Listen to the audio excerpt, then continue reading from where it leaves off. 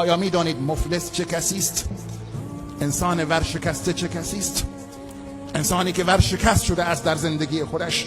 میدانید چه کسی است؟ اصحاب گفتند المفلس عندنا من لا درهم له ولا متاع. مفلس نزد ما کسی است که پول و ثروتی نداشته باشد، مال و منالی نداشته باشد در دنیا. این انسان مفلس و ورشکسته است. فرمود ان المفلس من امتی من یأتی یوم القیامت بصلاة و صیام و زکات. مفلس امت من اون کسی است که روز قیامت می آید با نماز و روزه و زکات. عجیب است، چگونه مفلس است این شخص، چگونه ورشکسته است. این همه نماز و روزه و زکات در پرونده او هست، چگونه ورشکست می شود این شخص؟ بله، مشکل از جای دیگر آب می خورد. این شخص مشکل دیگری دارد. و یأتی و قد شتم هذا و اکل مال هذا و قذف هذا و سفک دم هذا و ضرب هذا.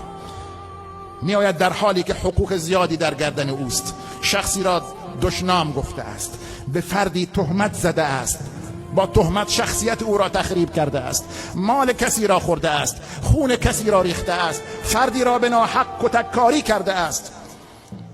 طلبکاران زیادی دارد این شخص در دنیا.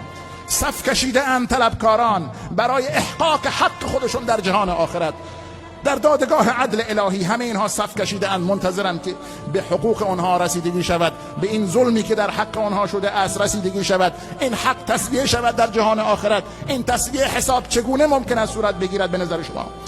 چه دارد انسان اونجا که بخواهد سربها بدهد تا عدل الهی اجرا بشود در دادگاه عدل الهی؟ غیر از این نمازها و روزه ها و صدقات، غیر از این کارهای خیر و اعمال صالحی که انسان در دنیا انجام داده است، دیگه چه سرمایه‌ای دارد اونجا؟ اونجا که حساب بانکی که نیست بخواهد پول بدهد، سربها بدهد. کارت ندارد دیگه، کارت بانکی. کارت انسان همون اعمال و سرمایه های عمر انسان است از اعمال صالح که اونجا میتواند با اون کارت بکشد به قول معروف و همون سرمایه را تقدیم بکند دو دستی به کسی که در حق او ظلم کرده است، به اون کسی که ظلم کرده است به او. یعنی این شخص به او ظلم کرده است و حق او را پایمال کرده است. فیعطى هذا من حسناته و هذا من حسناته.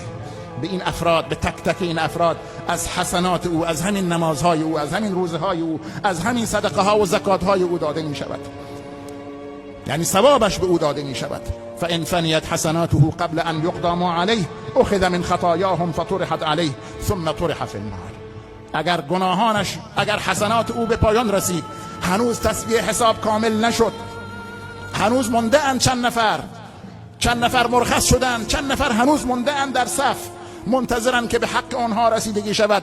هیچ حسنه ای باقی نمانده است، تمام حسنات رفت، ولی هنوز حق تسویه نشده است، هنوز ظلم تقاس آن گرفته نشده است. فان فنیت حسناته قبل ان یقضى ما علیه اخذ من خطایاهم فطرحت علیه ثم طرح فی النار. اینجا دیگه نوبت میرسد به گناهان اون اشخاص، گناهان اون اصحاب صاحب حق، اون اشخاص صاحب حق گناهانشون برداشت میشود از گناهان اونها و به این فرد منتقل میشود در مقابل حقوقی که پایمال کرده است. و این فرد با کوله باری از گناه و معصیت دست خالی روانه جهنم میشود. خیلی صحنه تکان دهنده است برای انسان. نمیتواند انسان مسلمانی که بخواهد عبد خدا باشد نسبت به این قضایا بی تفاوت باشد. این هم همون عبودیت و بندگی است.